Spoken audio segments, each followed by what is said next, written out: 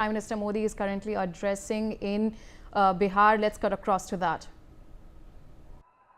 नित्यानंद राय जी, सतीश चंद्र दुबे जी, राजभूषण चौधरी जी,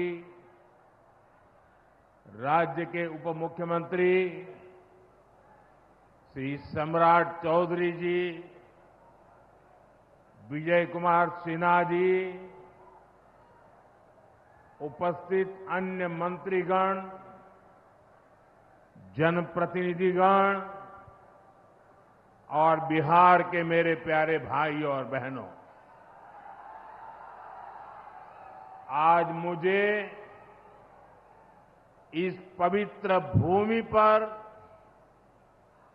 बिहार के विकास को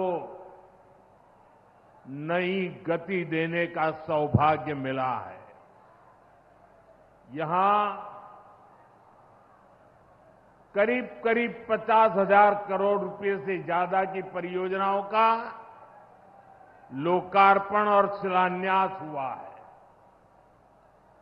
आप सब बड़ी संख्या में हमें आशीर्वाद देने आए हैं। आपका ये स्नेह, बिहार का ये प्यार, मैं इसे हमेशा सर आंखों पर रखता हूं। और आज बिहार में इतनी बड़ी तादाद में माताओं बहनों का आना, ये अपने आप में बिहार के मेरे इतने कार्यक्रमों की ये सबसे बड़ी शानदार घटना है। मैं माताओं बहनों को विशेष प्रणाम करता हूं। मैं आप सभी जनता जनार्दन का हृदय से आभार व्यक्त करता हूं। साथियों, सासाराम की इस धरती के तो नाम में भी राम है। सासाराम, सासाराम के लोग जानते हैं भगवान राम और उनके कुल की रीति क्या थी। प्राण जाए पर वचन न जाई, यानी जो वचन एक बार दे दिया वो पूरा होकर के ही रहता है। प्रभु श्री राम की ये रीति अब नए भारत की नीति बन गई है। अभी पहलगाम में जम्मू कश्मीर में आतंकी हमला हुआ था। हमारे कितने निर्दोष नागरिक मारे गए। इस जघन्य आतंकी हमले के बाद, एक दिन के बाद मैं बिहार आया था और मैंने बिहार की धरती से देश को वादा किया था, वचन दिया था, बिहार की धरती पर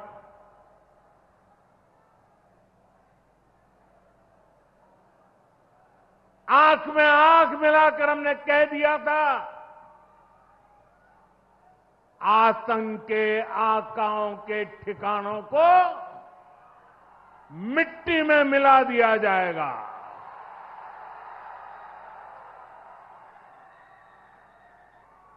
बिहार की धरती पर मैंने कहा था,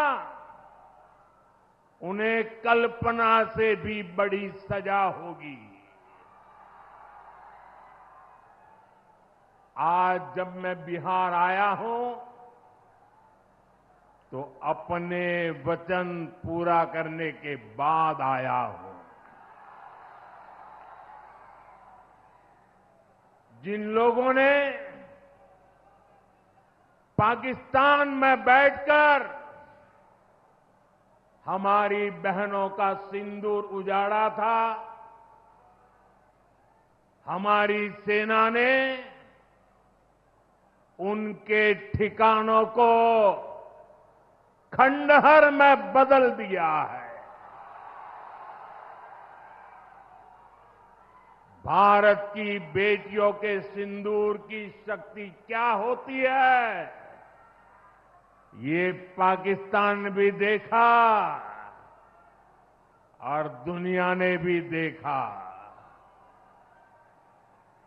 जिस पाकिस्तानी सेना की छत्र छाया में आतंकी खुद को सुरक्षित मानते थे, हमारी सेनाओं ने एक ही झटके में उनको भी घुटनों पर ला दिया। पाकिस्तान के एयरबेस, उनके सैन्य ठिकाने हमने कुछ ही मिनट में तबाह कर दिए। ये नया भारत है, ये नए भारत की ताकत है। बिहार के मेरे प्यारे भाइयों बहनों, ये हमारा बिहार वीर कंवर सिंह जी की धरती है।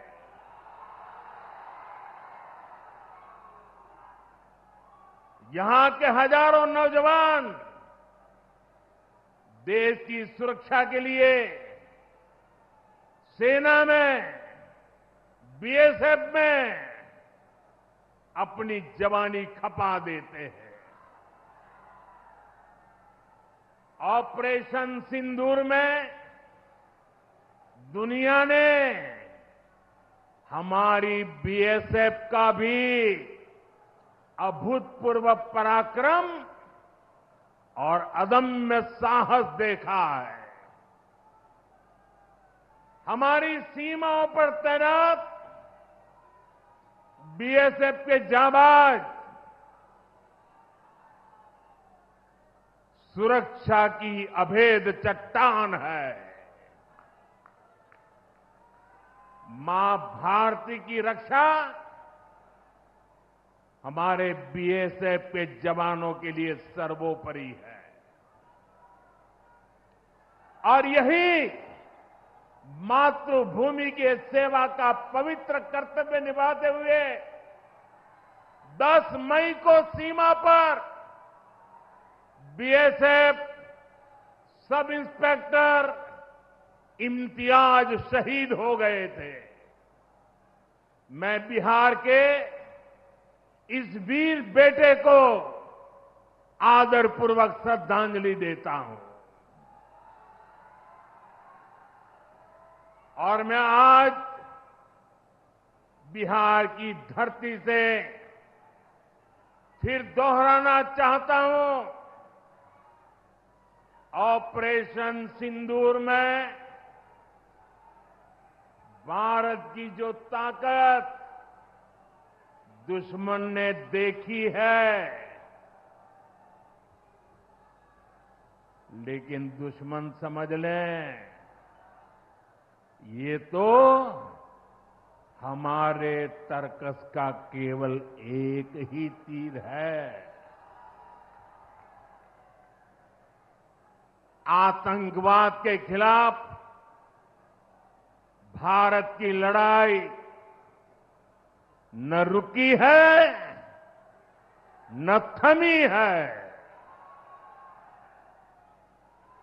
आतंक का फन अगर फिर उठेगा तो भारत उसे बिल से खींचकर कुचलने का काम करेगा।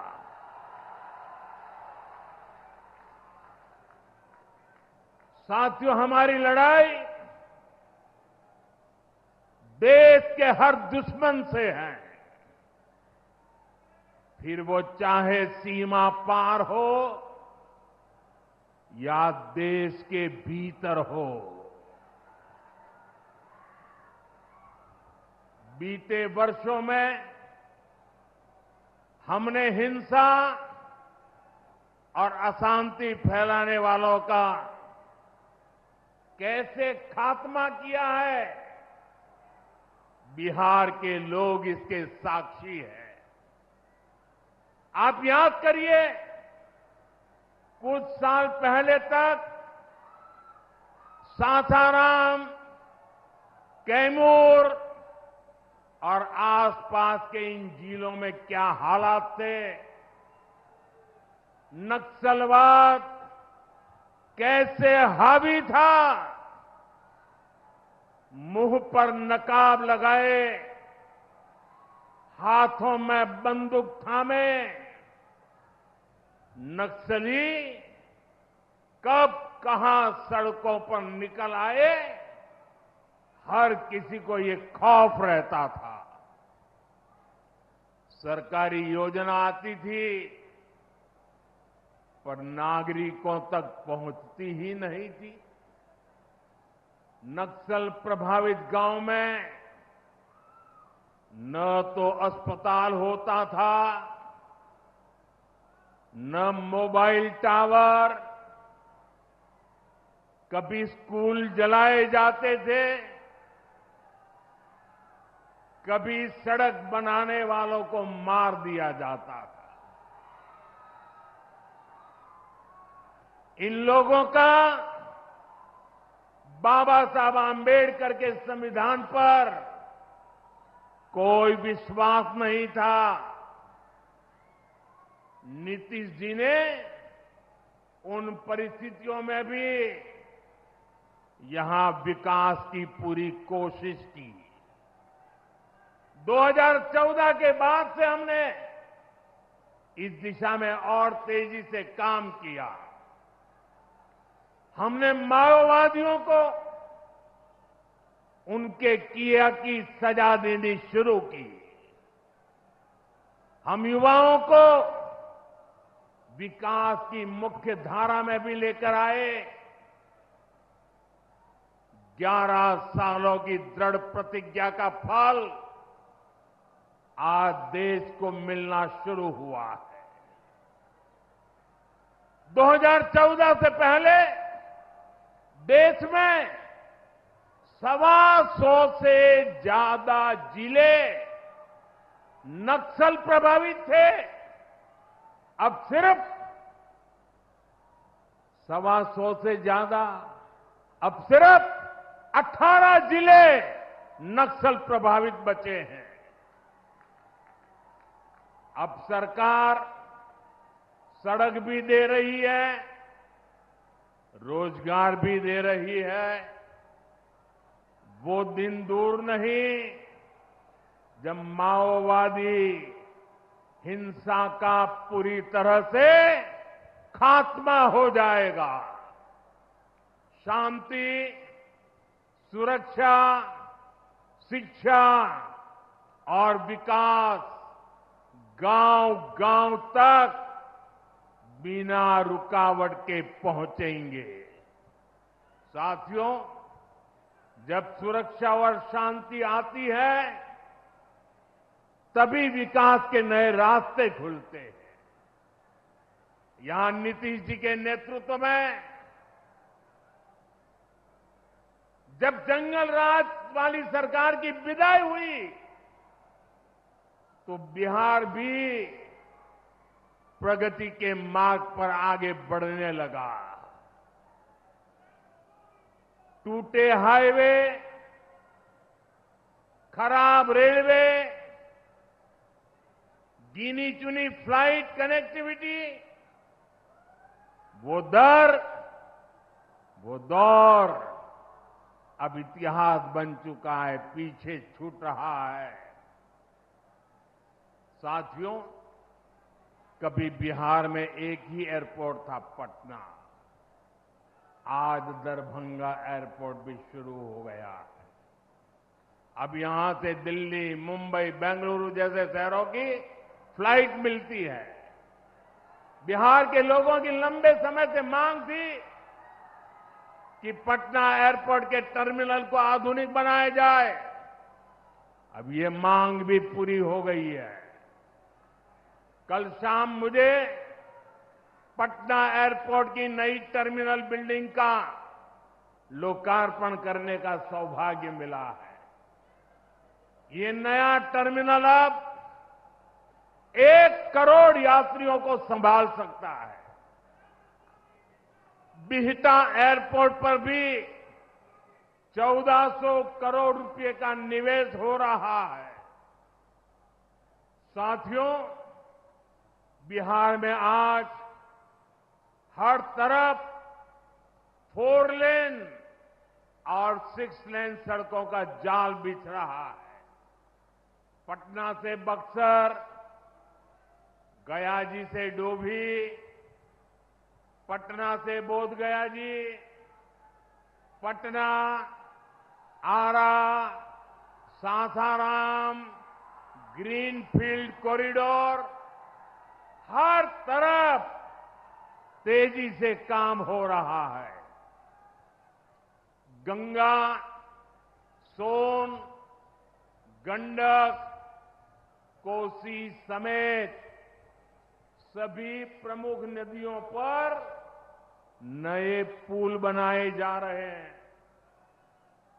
हजारों करोड़ की ऐसी परियोजनाएं बिहार में नए अवसर और संभावनाओं का निर्माण कर रही है। इन प्रोजेक्ट से हजारों युवाओं को रोजगार मिलेगा। यहां टूरिज्म और व्यापार दोनों को फायदा होगा। साथियों, बिहार में रेलवे की हालत भी अब तेजी से बदल रही है। आज बिहार में वर्ल्ड क्लास वंदे भारत ट्रेनें चल रही हैं। रेलवे लाइनों को डबल और ट्रिपल किया जा रहा है। छपरा, मुजफ्फरपुर, कटिहार जैसे इलाकों में काम तेजी से चल रहा है। सोननगर और अंडाल के बीच मल्टी ट्रैकिंग का काम चल रहा है, जिससे ट्रेनों का आना जाना तेज होगा। सासाराम में भी अब 100 से ज्यादा ट्रेनें रुकती है। यानी हम पुरानी समस्याओं को भी दूर कर रहे हैं और रेलवे का आधुनिकीकरण भी कर रहे हैं। भाइयों बहनों, ये काम पहले भी हो सकते थे, लेकिन जिनके ऊपर बिहार को आधुनिक ट्रेनें देने की जिम्मेदारी थी, उन्होंने रेलवे में भर्ती के नाम पर आपकी जमीन लूटने का काम किया। गरीबों की जमीन लिखवा ली। सामाजिक न्याय की उनकी यही तरीके थे। गरीब को लूटना, उनके अधिकारों को लूटना, उनकी मजबूरी का फायदा उठाना और खुद राजाशाही की मौज करना। बिहार के आप लोगों को जंगल राज वालों के झूठ और धोखे, उससे आगे भी सावधान रहना बहुत जरूरी है। साथियों, बिजली के बिना विकास अधूरा है। जब बिजली होती है तो औद्योगिक विकास होता है। जब बिजली होती है तो जीवन आसान होता है। और 21वीं सदी तो टेक्नोलॉजी से दौड़ने वाली सदी है। इसलिए डगर डगर पर बिजली की जरूरत रहने वाली है। बीते वर्षों में बिहार में बिजली उत्पादन पर बहुत जोर दिया गया है।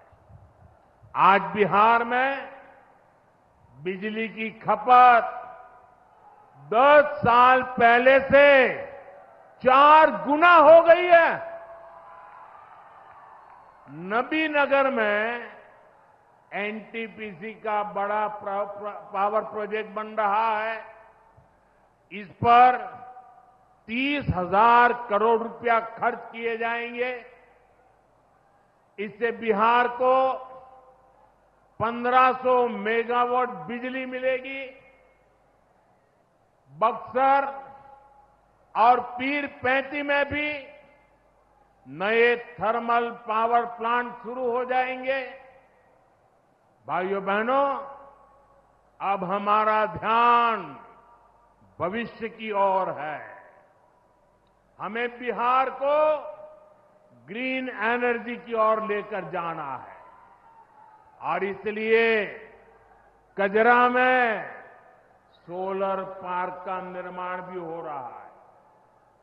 पीएम कुसुम योजना के तहत सौर ऊर्जा से किसानों को कमाई के विकल्प दिए जा रहे हैं।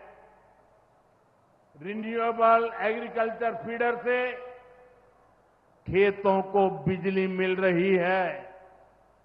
हमारे इन प्रयासों का असर है कि यहां के लोगों का जीवन बेहतर हुआ है। महिलाएं खुद को सुरक्षित महसूस कर रही है। साथियों, जब राज्य में आधुनिक इंफ्रास्ट्रक्चर आता है तो सबसे ज्यादा लाभ गांव, गरीब किसान और छोटे उद्योगों को होता है, क्योंकि वो देश विदेश के बड़े बाजारों से जुड़ पाते हैं। प्रदेश में नया निवेश आता है तो नए अवसर बनते हैं। आप देखिए, पिछले साल हुई बिहार बिजनेस समिट में बड़ी संख्या में कंपनियां यहां निवेश के लिए आगे आई। जब राज्य में उद्योग आता है तो लोगों को मजदूरी के लिए पलायन नहीं करना पड़ता। किसानों को भी नए विकल्प मिलते हैं। यातायात की सुविधाएं सुधरने से उनकी उपज भी दूर दूर तक जा पाती है। भाइयों बहनों, हमारी सरकार बिहार के किसानों की आय बढ़ाने के लिए लगातार काम कर रही है। यहां 75 लाख से ज्यादा किसानों को पीएम किसान सम्मान निधि के तहत आर्थिक सहायता मिल रही है। हमारी सरकार ने मखाना बोर्ड की घोषणा की है। हमने बिहार के मखाना को जीआई टैग दिया। इससे मखाना किसानों को बहुत लाभ हुआ है। इस साल के बजट में हमने बिहार में फूड प्रोसेसिंग के लिए नेशनल इंस्टीट्यूट का भी ऐलान किया है। अभी 2-3 महीने पहले ही कैबिनेट ने 2-3 दिन पहले ही कैबिनेट ने खरीफ के मौसम के उसके लिए धान समेत 14 फसलों की एमएसपी को बढ़ाने को मंजूरी दी है। इससे किसानों को अपनी फसलों का बेहतर दाम और आमदनी भी बढ़ेगी। साथियों, जिन लोगों ने बिहार को सबसे ज्यादा ठगा, जिनके दौर में बिहार के गरीब और वंचित तबके को बिहार छोड़कर जाना पड़ा, आज वही लोग सत्ता पाने के लिए सामाजिक न्याय का झूठ बोल रहे हैं। दशकों तक बिहार के दलित, पिछड़ों और आदिवासियों के पास शौचालय तक नहीं था। दशकों तक हमारे इन भाई बहनों के पास बैंक में खाता नहीं था। उन्होंने बैंकों में उनके लिए तो एंट्री बंद थी, दरवाजे तक भी घुसने नहीं दिया जाता था। दलित और पिछड़ा वर्ग के ही सबसे ज्यादा लोग झुग्गी झोपड़ी में जीवन गुजारा करते थे। उनके पास पक्का घर तक नहीं था, वे बेघर थे। करोड़ों लोगों के सर पर छत तक नहीं थी। मैं आपसे पूछता हूं, बिहार के लोगों की ये दुर्दशा, ये पीड़ा, ये तकलीफ, क्या ये कांग्रेस और आरजेडी का, क्या यही सामाजिक न्याय था? गरीबों को इस प्रकार से मजबूरी में जीने के लिए सारी नीतियां बनाने के आदी लोग। साथियों, इससे ज्यादा अन्याय कोई नहीं हो सकता है। कांग्रेस और आरजेडी वालों, इन्होंने कभी दलित, पिछड़ा की इतनी तकलीफों की चिंता तक नहीं की। ये लोग विदेशियों को बिहार की गरीबी दिखाने के लिए घुमाने लाते हैं। अब जब दलित, वंचित और पिछड़ा समाज ने कांग्रेस को उसके पापों की वजह से छोड़ दिया है, तो इन्हें अपना अस्तित्व बचाने के लिए सामाजिक न्याय की बातें याद आ रही है। भाइयों बहनों, बिहार में और देश में सामाजिक न्याय का नया सवेरा एनडीए के दौर में दिखा है। हमने गरीब तक जीवन से जुड़ी मूलभूत सुविधाएं पहुंचाई है। हम इन सुविधाओं को 100% लाभार्थी तक पहुंचाने के लिए काम कर रहे हैं। 4 करोड़ नए मकान, 3 करोड़ बहनों को लखपति दीदी बनाने का मिशन, 12 करोड़ से ज्यादा घरों में नल का कनेक्शन, 70 साल से अधिक उम्र के हर बुजुर्ग को 5 लाख रुपए तक का मुफ्त इलाज, हर महीने मुफ्त राशन की सुविधा। हमारी सरकार हर गरीब और जरूरतमंद के साथ खड़ी है। साथियों, हम चाहते हैं कि कोई भी गांव छूटे नहीं, कोई भी हकदार परिवार सरकार की योजनाओं से वंचित न रह जाए। मुझे खुशी है, इसी सोच के साथ बिहार सरकार ने डॉक्टर भीमराव अंबेडकर समग्र सेवा अभियान शुरू किया है। इस अभियान में 22 जरूरी योजनाएं एक साथ लेकर सरकार गांव-गांव, टोला-टोला पहुंच रही है। हमारा लक्ष्य है हर दलित, महादलित, पिछड़े, अति पिछड़े, गरीब के घर तक सीधे पहुंचना। मुझे बताया गया है कि अब तक 30,000 से ज्यादा कैंप लग चुके हैं। लाखों लोग इस अभियान से जुड़ चुके हैं।